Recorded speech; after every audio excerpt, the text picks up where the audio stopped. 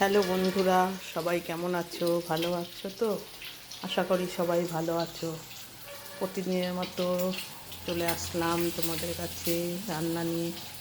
দেখো আজকে আমি কি কি রান্না করেছি। এখানে আছে গরম গরম ভাত, আর আছে লাউ ডাঁটা শুক্তোর মতো বড়ি ঠড়ি দিয়ে পেঁপে দিয়ে শুক্তো, আর আছে এখানে পাট শাক ভাজা, আর দেখো এখানে ডিমের কারি হবে আজকে।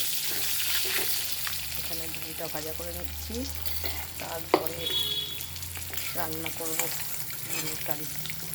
এই ছিল আজকে রান্না বান্না। আজকে বেশি কিছু রান্না করিনি বন্ধুরা, শরীরটা ভালো নেই তাই জন্য। তাহলে এবার রাখি বন্ধুরা, রান্নাটা শেষ করি।